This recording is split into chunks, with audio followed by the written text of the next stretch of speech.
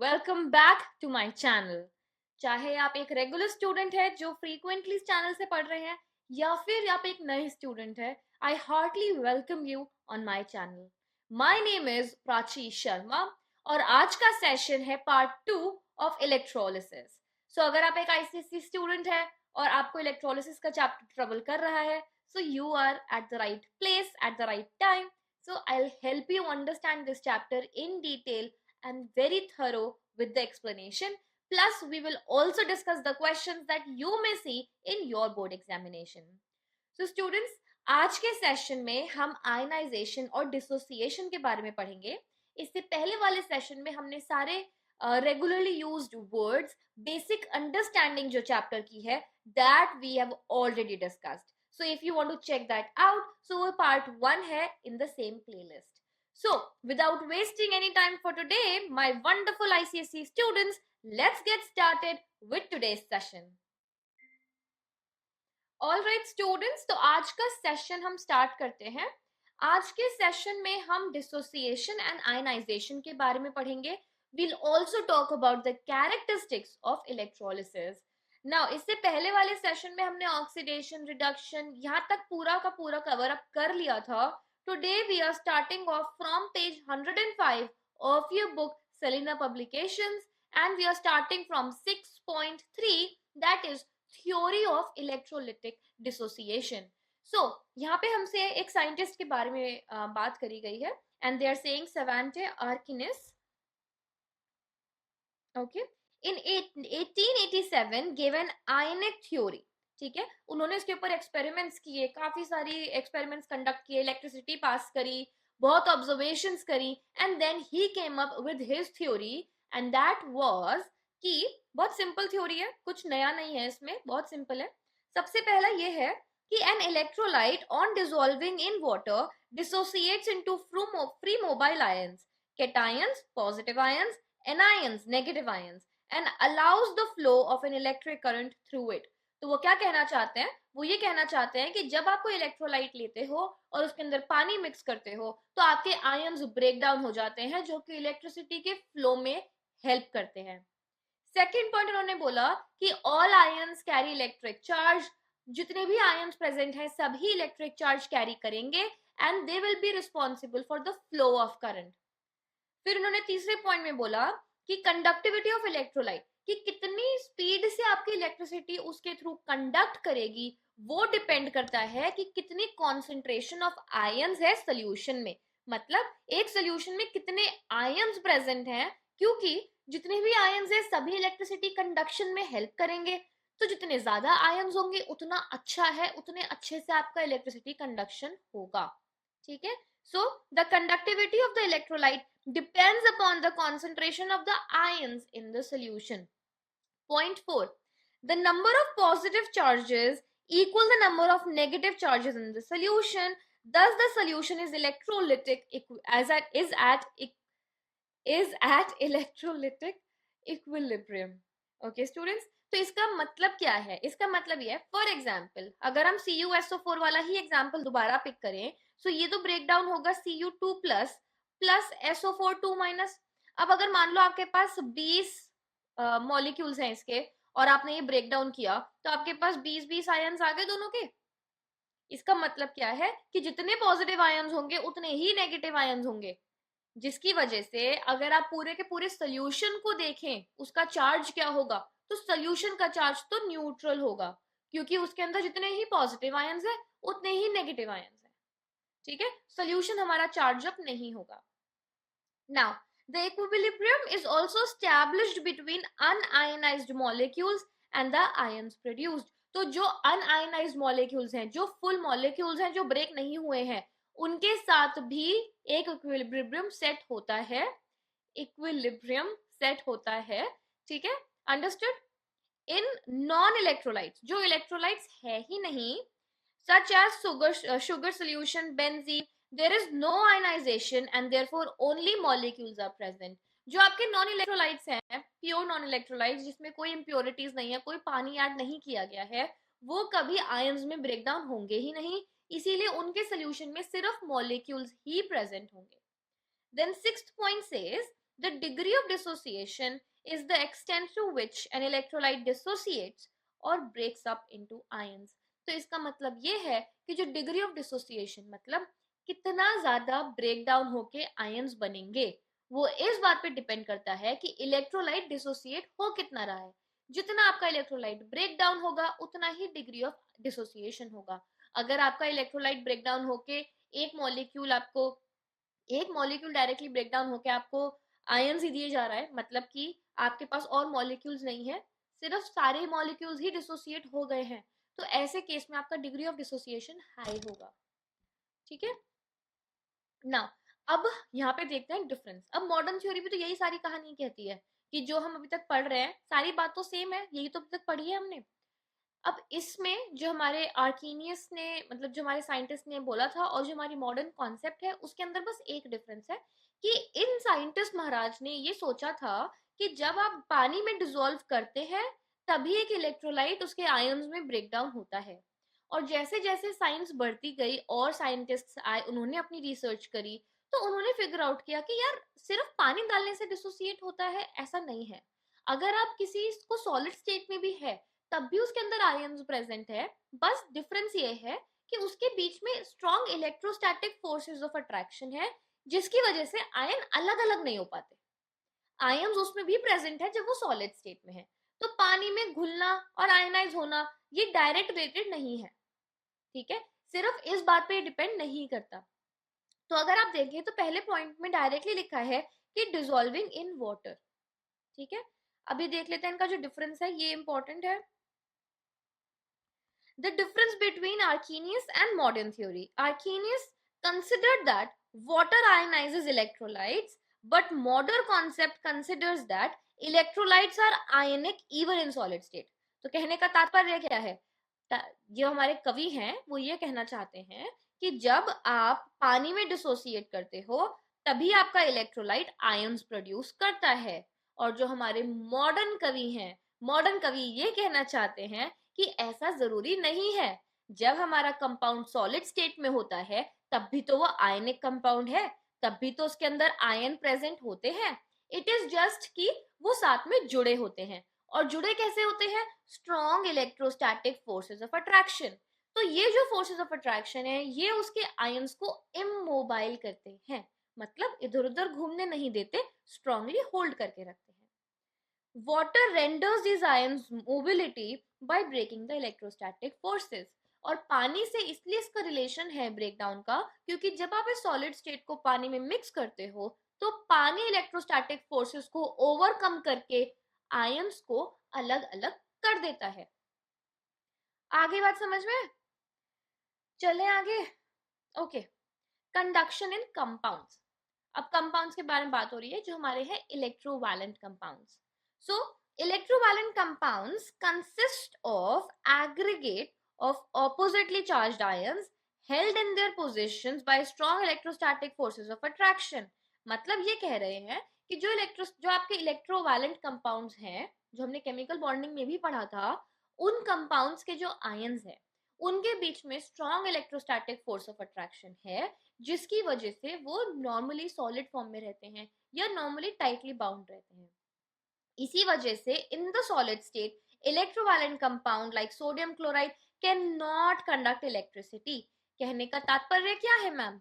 कहने का तात्पर्य ये है कि जब आपके इलेक्ट्रोवैलेंट कंपाउंड सॉलिड स्टेट में है, इलेक्ट्रोस्टैटिक फोर्स ऑफ अट्रैक्शन बहुत स्ट्रॉन्ग है, तो क्या होगा? तो उस टाइम पे आपकी इलेक्ट्रिसिटी कंडक्शन नहीं हो सकता, क्योंकि इलेक्ट्रिसिटी कंडक्शन के लिए हमें क्या चाहिए? हमें आयंस चाहिए, और सॉलिड स्टेट में तो आयंस प्रेजेंट नहीं है। क्यों प्रेजेंट नहीं है? क्योंकि electrostatic force of attraction present है। वाटर इसमें हेल्प कैसे करता है? जब आप पानी ऐड करते हो तो पानी उन फोर्सेस को ओवरकम करता है और आयनाइज कर देता है। आई बात समझ? Give me a thumbs up if you are able to understand मी।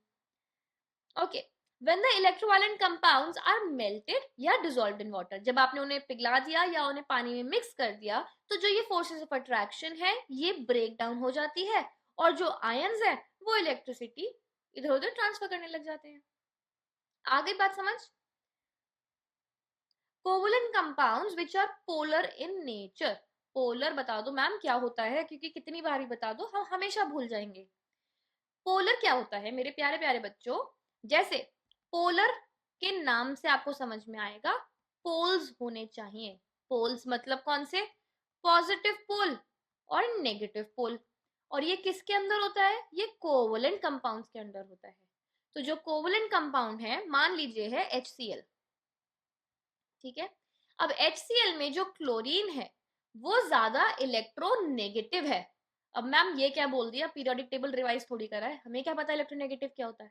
तो बेटा, जब आप कोई भी कोवलेंट कंपाउंड बनाते हो, इतना तो ध्यान होगा कि कोवलेंट कंपाउंड में बॉन्ड शेयरिंग होता है। तो HCl के बीच में सिंगल बॉन्ड एक शेयर हो रहा है, मतलब दोनों की तरफ से एक एक इलेक्ट्रॉन आ रहा है और दोनों उसे शेयर कर रहे हैं और एक आपका शेयरिंग बॉन्ड बन रहा है, ठीक है। जो ज्यादा इलेक्ट्रोनेगेटिव होता है वो बहुत चंट इंसान है। वो उस शेयर्ड पेयर का इलेक्ट्रॉन जो है ना, बहुत ताकतवर है, ये उसे अपनी तरफ पुल करके रखता है। पुल करके रखने की वजह से वो हाइड्रोजन को ना अपने काबू में रखता है कि भाई दोनों बच्चे इधर ही खेल रहे हैं, दोनों इलेक्ट्रॉन्स को हम बच्चों का रेफरेंस दे रहे हैं कि दोनों बच्चे इधर ही खेल रहे हैं, कोई बात नहीं, मैं देख रहा हूँ, मैं देख रहा हूँ। तो ऐसा करते करते क्लोरीन ना दोनों इलेक्ट्रॉन्स को थोड़ा सा अपनी तरफ पुल कर लेता है। इस वजह से क्या होता है कि क्लोरीन के पास स्लाइटली नेगेटिव चार्ज आ जाता है और हाइड्रोजन के पास स्लाइटली पॉजिटिव चार्ज आ जाता है। इसीलिए क्लोरीन को हाईली इलेक्ट्रोनेगेटिव कहते हैं। तो जो भी एलिमेंट ऐसा करेगा, मतलब शातिरपना दिखा के इलेक्ट्रॉन शेयर्ड पेयर, मतलब दूसरे वाले का इलेक्ट्रॉन भी है उसमें, शेयर्ड पेयर को अपनी तरफ पुल करके रखेगा, वो है शातिर और वो है इलेक्ट्रोनेगेटिव। इन्हें कहते हैं पोलर। पोलर मतलब कि अपने शातिरपने से ये slightly positive slightly negative charge आ जाता है इन एलिमेंट्स के ऊपर। तो जो कोवलेंट कंपाउंड्स है, सारे कोवलेंट कंपाउंड्स आयनाइज या डिसोसिएट ब्रेक डाउन नहीं होते, ठीक है। कौन से होते हैं? जिनमें एक शातिर होता है। वो शातिर होने की वजह से क्या करता है कि स्लाइट नेगेटिव और स्लाइट पॉजिटिव चार्ज क्रिएट करता है। अब इसको ब्रेक करना तो आसान है, ठीक है। तो जब आप इसे पानी में मिक्स करोगे तो ये आयनाइज हो जाएगा, ये ऐसे ऐसे अलग ब्रेक हो जाएंगे, हाइड्रोजन अलग हो जाएगा, क्लोरीन आयन बन जाएगा, हाइड्रोजन आयन, क्लोरीन आयन, ठीक है। तो अगर आपसे पूछा जाए कौन कौन आपके इलेक्ट्रोलिसिस मतलब आयनाइजेशन या डिसोसिएशन शो करते हैं, तो इलेक्ट्रोवायलेंट कंपाउंड्स तो सारे करते हैं। कोवलेंट में कोई नहीं करता एक्सेप्ट पोलर वाले। पोलर वाले इसलिए क्योंकि एक इतना हाई इलेक्ट्रोनेगेटिव है कि वो इलेक्ट्रॉन्स को अपनी तरफ पुल करके पहले ही बंटवारा घोषित कर चुका है। आपको क्या करना है? आपको बस पानी ऐड करके उनका बंटवारा कंफर्म कराना है, भाई अलग अलग हो जाओ, बात खत्म, ठीक है, अंडरस्टूड। तो वो है आपके covalent compounds which are polar in nature, also ionize in aqueous solution, ये भी पानी में घुल के अलग अलग हो जाते हैं एंड कंडक्ट इलेक्ट्रिसिटी। और एग्जाम्पल कौन से हो गए? HCl हो गया, NH3 अमोनिया हो गया, प्लस वाटर हो गया, ठीक है। अब आ जाइए characteristics of electrolytes, characteristics of electrolysis. Okay, तो बिल्कुल सिंपल तरीके चीजें हैं जो हमने अभी तक इलेक्ट्रोलिसिस के बारे में पढ़ी है, उन्हीं को हमने जॉट डाउन करके पॉइंट्स की फॉर्म में बता दिया है ताकि आपको पढ़ने में आसानी हो जाए और मुझे समझाने में आसानी हो जाए, ठीक है। तो पहले पॉइंट पे आते हैं। The passage of electricity through an electrolyte causes positive ions. तो जब आपकी इलेक्ट्रिसिटी जब आपने इलेक्ट्रिसिटी पास करी इलेक्ट्रोलाइट में, तो उसमें पॉजिटिव आयंस बनते हैं जिन्हें कहते हैं केटायन, जो कि माइग्रेट करते हैं कैथोड पे, और नेगेटिव आयंस बनते हैं जिन्हें कहते हैं एनायन, वो माइग्रेट करते हैं एनोड पे। The number of electrons gained by the anode is equal to the number of electrons given by the cathode. तो अगर आप ये इक्विलिब्रियम समझ रहे हो तो इसका मतलब ये है कि जब आपके पास कैथोड है और एनोड है, तो जो आपका कैथोड जितने इलेक्ट्रॉन बाहर देगा उतने ही इलेक्ट्रॉन यहाँ एनोड एक्सेप्ट कर लेगा। तो एट एनी गिवन पॉइंट आपके सोल्यूशन में कभी भी इलेक्ट्रॉन ज्यादा या कम नहीं होंगे, एक इक्विलिब्रियम मेंटेन रहेगा।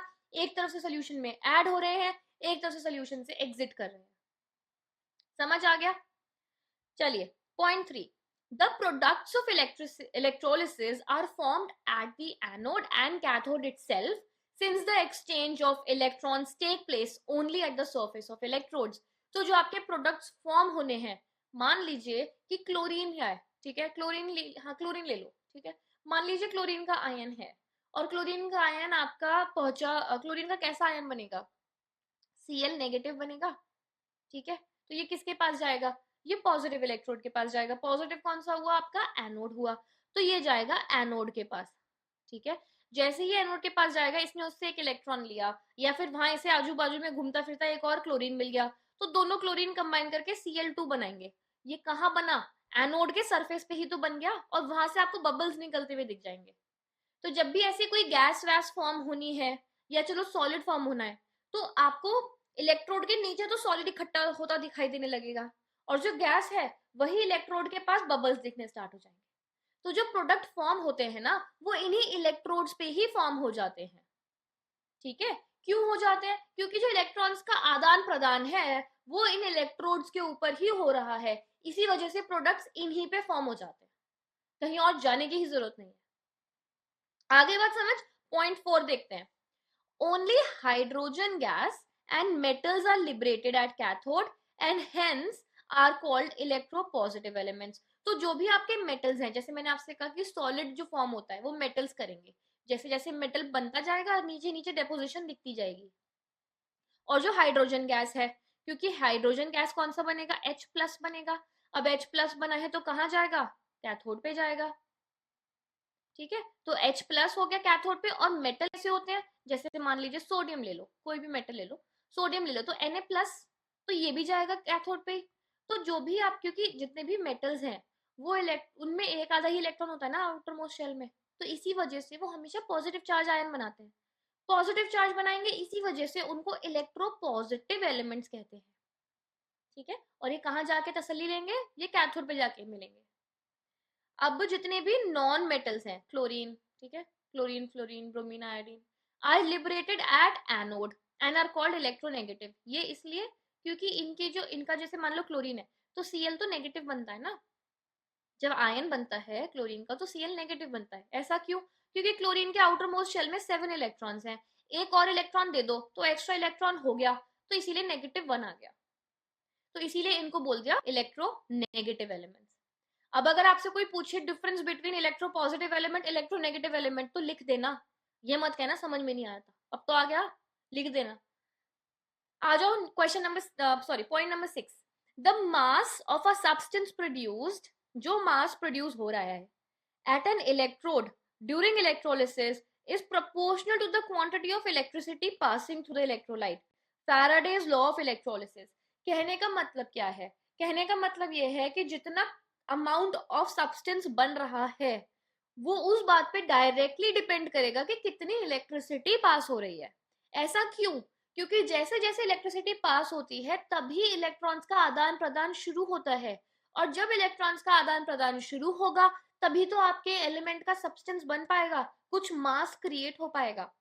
ठीक है, तो जितना मास आपका बनेगा इलेक्ट्रोड्स के मतलब ऐसे बबल बन के निकल रहा है या इलेक्ट्रोड्स के नीचे डिपॉजिट हो रहा है, जो भी आपका मास क्रिएट होगा वो डायरेक्टली इस बात पे डिपेंड करेगा कि इलेक्ट्रिसिटी पास कितनी हो रही है, और इसको बोलते हैं फैराडेज लॉ ऑफ इलेक्ट्रोलिसिस। ठीक है, अब 7th पॉइंट पे आ जाइए।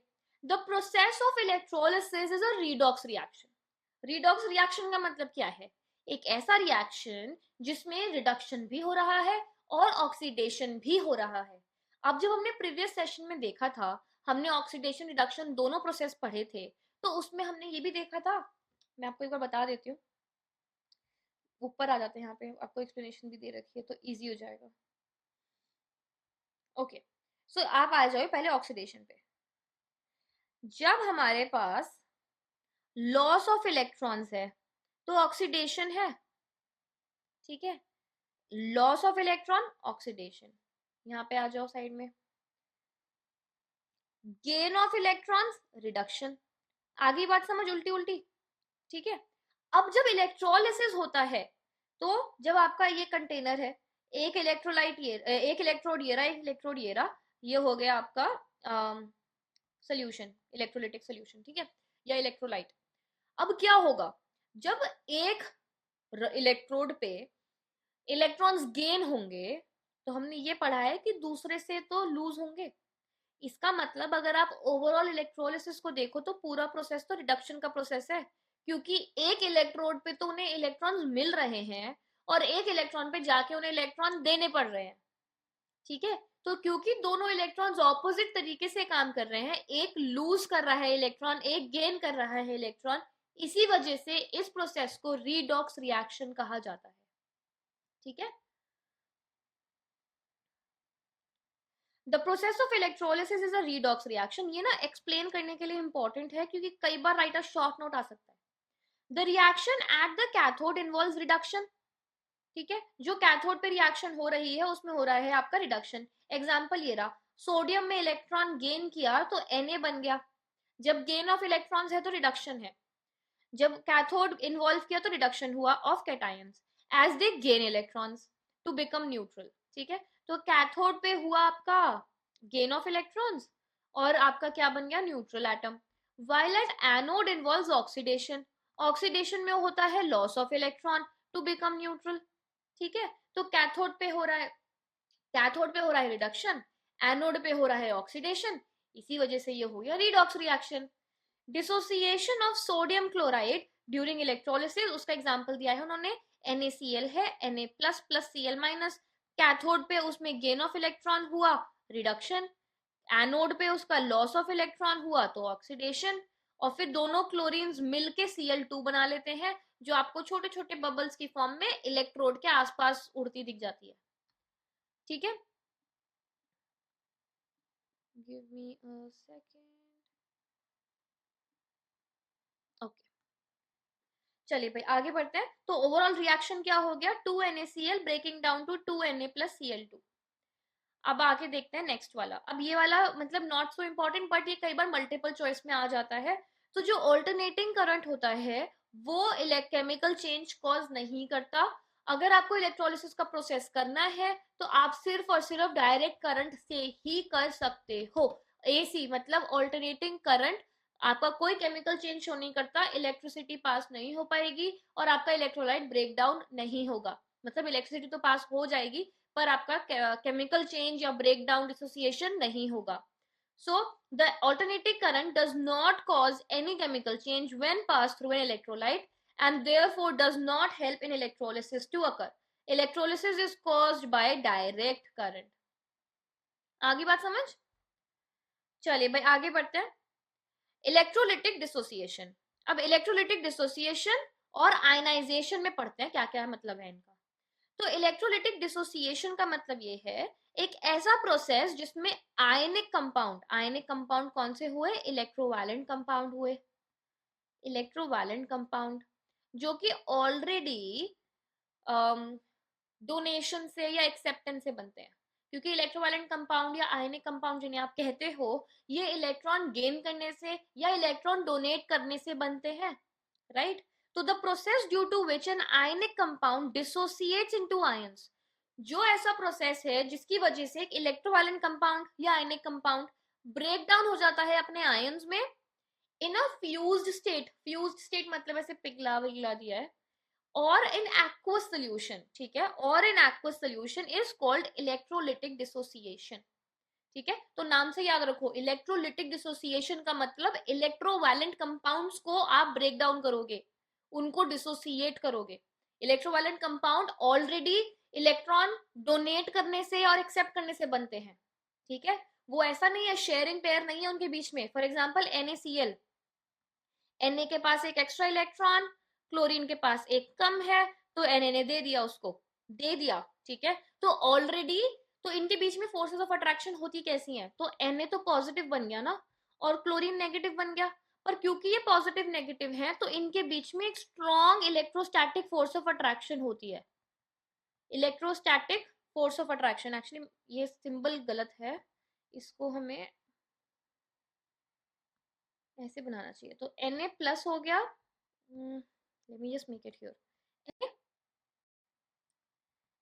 Na प्लस हो गया, इधर Cl माइनस हो गया, तो इनके बीच में जो फोर्सेस ऑफ अट्रैक्शन है उसे इलेक्ट्रोस्टैटिक फोर्स ऑफ अट्रैक्शन कहते हैं। और जब आप इसमें कुछ ऐसी हरकत करें जिसकी वजह से ये अलग अलग हो जाए, उसको डिसोसिएशन कहते हैं। और ऐसी आप क्या हरकत कर सकते हैं, आप पानी में मिक्स कर दो, इलेक्ट्रिसिटी पास कर दो, कुछ भी कर दो, तो ये ब्रेक डाउन हो जाएंगे। So electrolytic dissociation of sodium chloride, यही आपको पढ़ना है, पर 2 मिनट का है, 2 मिनट में पढ़ समझ लेते हैं, ज्यादा डिटेल में नहीं करेंगे। Solid sodium chloride is an electrovalent compound, भाई इलेक्ट्रोवैलेंट कंपाउंड है। It's a crystal structure contain sodium ions and chloride ions. जब ये क्रिस्टल स्ट्रक्चर में है, मतलब सॉलिड स्टेट में है, तो इसके अंदर आयंस प्रेजेंट है सोडियम के और क्लोरीन के, पर क्योंकि स्ट्रॉन्ग फोर्सेस ऑफ अट्रैक्शन है, इस वजह से सॉलिड स्टेट में रहते हैं और आयनाइजेशन मतलब ऐसे मोबिलिटी नहीं है आयंस में। ठीक है। In solid state sodium and chloride ions are not free but are held together. कैसे? By strong electrostatic forces of attraction, hence it does not conduct electricity due to absence of free ions. अगर आपसे question पूछा जाए give reason why solid sodium chloride is not able to conduct electricity, तो आप directly बोल सकते हैं कि सॉलिड में होता है strong electrostatic forces of attraction, जिसकी वजह से there is a lack of free ions. अब ये हो गई आपकी आयनाइजेशन, मतलब ये आपकी अट्रैक्शन हो गई। यह है सोडियम, यह है क्लोराइड क्लोरीन, ये आपकी अट्रैक्शन फोर्सेस हो गई। सॉलिड स्टेट की बात हो रही है ये। When solid sodium chloride is dissolved in water, अब आपने इसी को पानी में मिक्स कर दिया, या फ्यूज्ड स्टेट मतलब आपने इसे पिघला दिया, इट कंडक्ट है, क्योंकि जैसे ये वाला डायग्राम है ना, इसमें देख लो, ये वाली जो फोर्सेस ऑफ अट्रैक्शन है ना, ये वीक होके ब्रेक डाउन हो जाती हैं, तो Na पॉजिटिव अलग हो जाता है, क्लोरीन नेगेटिव अलग हो जाता है, तो ये इजीली आपकी इलेक्ट्रिसिटी कंडक्शन में पूरा पार्ट ले लेते हैं। ठीक है। In the aqueous state, the slightly negatively charged oxygen atoms of the polar water molecule exert a pull on the positively charged sodium ions. A similar pull is exerted by the slightly positively charged hydrogen atoms of the water on the negatively charged chloride ions. Thus, the ions become free in solution. These free ions conduct electricity. Ma'am ये क्या कह गए? Ma'am बताएंगी भाई क्या कह गए, और कौन बताएगा? H2O, सो आपका ये है H2O। ठीक है। अब मैंने आपको बताया था कि जो शातिर होता है उसके अंदर एक पावर होती है इलेक्ट्रॉन्स को अपनी तरफ पुल करने की, जिसे कहते हैं इलेक्ट्रोनेगेटिव होना। तो जब हम H2O की बात करते हैं तो वाटर एक कोवलेंट कंपाउंड है, शेयरिंग से बनता है, और इसके अंदर भी ये पॉसिबिलिटी होती है। तो इस केस में क्या होता है कि जो आपके हाइड्रोजन हैं वो स्लाइटली पॉजिटिव चार्ज हो जाते हैं, और जो आपका ऑक्सीजन है वो स्लाइटली नेगेटिव चार्ज होता है। तो जो ये आपका ऑक्सीजन स्लाइटली नेगेटिव चार्ज है, ये सोडियम को जाके वो अपनी तरफ खिसकाता है कि भाई तुम पॉजिटिव चार्ज, मैं नेगेटिव चार्ज, जरा इधर को आ जाओ। तो क्योंकि ये इस तरीके से उसको डिसरप्ट करता है, तो सोडियम और क्लोरीन का बॉन्ड ब्रेक हो जाता है, वीकन हो जाता है बॉन्ड, और वो सेपरेट हो जाते हैं। ठीक है। बहुत डिटेल नहीं बता रही, क्योंकि इतनी ही डिटेल जरूरत है, उतना ही बता रही हूँ। अब मोल्टन स्टेट में क्या होता है, जब हम टेम्परेचर हाई देते हैं, ठीक है, जब हमने टेम्परेचर ज्यादा दिया, तो टेम्परेचर ज्यादा देने की वजह से जो इनके बीच की जो फोर्स है, जिसे कह रहे हैं हम बार बार इलेक्ट्रोस्टैटिक फोर्स ऑफ अट्रैक्शन, ये वीक होने लगती है, और जब आप उसे मेल्ट करते रहते हो, हीट देते रहते हो, तो एक पॉइंट पे आके ये ब्रेक हो जाती है और आपके आयंस अलग अलग हो जाते हैं। ठीक है। आगे बात समझ। अब आ जाओ नेक्स्ट पे, आयनाइजेशन। आयनाइजेशन काफी सिंपल है। जो कोवलेंट कंपाउंड्स है ना, कोवलेंट कंपाउंड जैसे हमने पढ़ा था HCl, पोलर कोवलेंट कंपाउंड्स, जो हमारे HCl हैं, और क्लोरीन शातिर दिमाग वाला, उसने स्लाइट नेगेटिव चार्ज कर लिया अपने ऊपर, और यहाँ पे बेचारे के पास आ गया slight positive charge. Electron share जो है वो क्लोरीन की तरफ खिसकता जा रहा है। जब आप इसको पानी में मिक्स करते हो, ठीक है, तो वाटर इसके साथ भी सेम ही हरकत करता है, क्योंकि वाटर क्या है, वाटर के केस में आपका H पे पॉजिटिव चार्ज है, और जो आपका O है उसमें नेगेटिव चार्ज है। तो जो आपका O है ना, वो इस वाले हाइड्रोजन को अपनी तरफ पुल करने की कोशिश करेगा, और जो ये वाला क्लोरीन है ये इस वाले वाटर को, दोनों ही एक जैसी हरकतें करेंगे, और आपका आयनाइजेशन हो जाएगा, डिसोसिएट मतलब आयनाइजेशन एज इन कि ब्रेक डाउन होके अलग अलग हो जाएंगे ions. So there are certain covalent molecules which are not made up of ions but form ions when dissolved in water. तो ये आयन से बने नहीं है, ये बने तो शेयरिंग पेयर से हैं, पर क्योंकि क्लोरीन या फिर मतलब कोई भी एक एलिमेंट ज्यादा शातिर समझता है खुद को, और इलेक्ट्रॉन शेयर्ड पेयर को अपनी तरफ पुल करता है, इसकी वजह से उनके ऊपर पॉजिटिव नेगेटिव चार्ज आ जाता है, जो कि आयन की तरह बिहेव करते हैं। उसको पानी में ऐड करोगे तो वो सेपरेट हो जाएंगे। These solutions conduct an electric current. The process by which polar, याद रखना polar ही करता है, non polar नहीं करेगा, polar covalent compounds are converted into ions in water solution is called ionization. Example देख लेते हैं। In the gaseous state or in the pure liquid state HCl is unionized. इसके अंदर ionization है नहीं, मतलब ऐसे ions अलग अलग नहीं है। And does not conduct an electric current, तो इलेक्ट्रिक करंट पास नहीं कर पाएगा. It is, however, polar covalent in nature, that is shows charge distribution. तो जैसे मैंने आपसे कहा slight positive slight negative charge in its molecule such that the hydrogen atom has a slight positive charge and the chlorine atom has a slight negative charge. When hydrogen chloride is added to water, अब जब इसके अंदर आप पानी add करोगे तो क्या होता है, देखो ये था आपका HCl, इसमें आपने पानी ऐड किया तो जो ये ऑक्सीजन है ना, ये नेगेटिव चार्ज है, ये इस वाले हाइड्रोजन को अपनी तरफ अट्रैक्ट करेगा. और जो ये वाला क्लोरीन है ये भी शातिर है, ये इन वाले हाइड्रोजन को अपनी तरफ अट्रैक्ट करेगा. तो इस वजह से आपको मिलेगा hydronium ion H3O positive plus chlorine. ठीक है, Cl माइनस.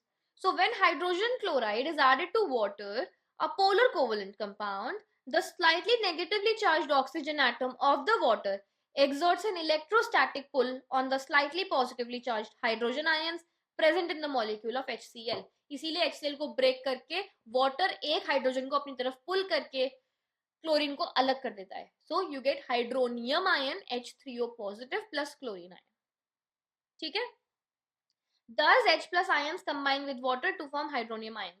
तो सबसे पहले क्या होता है, ये मैंने आपको एसिड बेसिस में भी पढ़ाया है कि जब आपके पास HCl है, पानी आपने ऐड किया तो सबसे पहले H plus plus chlorine minus बनता है. ठीक है, पर जो ये H प्लस आपका बना है ये हाईली अनस्टेबल है, ये बहुत ही परेशान हो जाता है, ये ऐसे रह नहीं सकता अकेला. तो ये फटाफट एक वाटर मॉलिक्यूल को ढूंढता है और उसके साथ कंबाइन हो जाता है. तो वाटर मॉलिक्यूल था H2O, उसके अंदर H प्लस आ गया तो बन गया हाइड्रोनियम आयन H3O पॉजिटिव. ठीक है, आ गई बात समझ. आ जाइए डिफरेंस पे, आयनाइजेशन और डिसोसिएशन का डिफरेंस. सो आयनाइजेशन में क्या है, फॉर्मेशन ऑफ पॉजिटिवली और negatively charged ions from molecule which are not initially in the ionic state. पहले आयनिक स्टेट में नहीं है वो, बट उनका ब्रेकडाउन होता है to positively charged and negatively charged ions. Dissociation में क्या होता है ना, आयन है उसके अंदर, ठीक है, जो आपका कंपाउंड है ना उसी के अंदर स्लाइट नेगेटिव और स्लाइट पॉजिटिव चार्ज की वजह से, actually no, what I am saying is wrong. दोबारा से स्टार्ट करते हैं. जो आपका आयनाइजेशन है इसके अंदर आपका स्लाइट पॉजिटिव और स्लाइट नेगेटिव चार्ज की वजह से वो बॉन्ड होता है, और जब आप उसे पानी में ऐड करते हो तब वो बॉन्ड ऐसे सेपरेट आउट हो जाते हैं. जो डिसोसिएशन है मतलब आपके जो इलेक्ट्रोवैलेंट कंपाउंड्स हैं वो ऑलरेडी इलेक्ट्रॉन को देने से और लेने से बने हैं, मतलब ऑलरेडी आयन फॉर्म में है. जैसे NaCl, Na है पॉजिटिव, Cl है नेगेटिव, ये ऑलरेडी आयन फॉर्म में ही है और अपनी एक स्ट्रॉन्ग फोर्स ऑफ अट्रैक्शन की वजह से साथ साथ घूम रहे हैं, वैसे है आयंस. ठीक है, तो अगर ये सॉलिड स्टेट में तब भी ये आयन फॉर्म में है, और अगर ये लिक्विड या एक्वा स्टेट में तो भी इसमें आयंस है, बस वो अलग अलग हो जाते हैं, इतना फर्क. ठीक है, अब जब पोलर कोवेलेंट कंपाउंड की बात करें तो पोलर मतलब कि slight positive slight negative charge. तो HCl के अंदर आपने पानी ऐड किया तो H plus plus Cl minus बना. अब ये H प्लस बहुत ही अनस्टेबल है, बहुत ही बेचैन घूम रहा है पूरे सोल्यूशन में, और एकदम से क्या करता है, पानी का एक मॉलिक्यूल ढूंढता है, उसके साथ कंबाइन करके हाइड्रोनियम आयन बना देता है. ठीक है, अब जो आपके इलेक्ट्रोवैलेंट कंपाउंड्स हैं दे show dissociation. For example KCl, अब जो KCl है पोटेशियम क्लोराइड, वो डायरेक्टली डिसोसिएट होके K plus plus Cl minus में बन जाता है. ठीक है, आई होप आपको मेन डिफरेंस समझ में आया हो. तो जो डिसोसिएशन है वो ऑलरेडी आयन से बना है. आयन से क्यों बना है, क्योंकि इलेक्ट्रॉन्स का आदान प्रदान हुआ है, डोनेशन और एक्सेप्टेंस हुई है. इसका मतलब पहले ही वो आयन फॉर्म में थे, बस साथ साथ इसलिए घूम रहे हैं क्योंकि पॉजिटिव नेगेटिव का चार्ज है, तो इसीलिए अट्रैक्शन है, इसलिए साथ साथ घूम रहे हैं, पर वैसे ऑलरेडी आयन फॉर्म में है. जो आपकी आयनाइजेशन है वो एक पूरा कंपाउंड है जिसके अंदर आयन ऐसे फॉर्म नहीं है. जो पोलर है बस एक slight negative slight positive charge है. जब हम उसमें पानी ऐड करते हैं तो ये ट्रिगर हो जाता है और जो बंटवारा होना है बंटवारा करके काम खत्म, उन्हें अलग अलग कर देता है.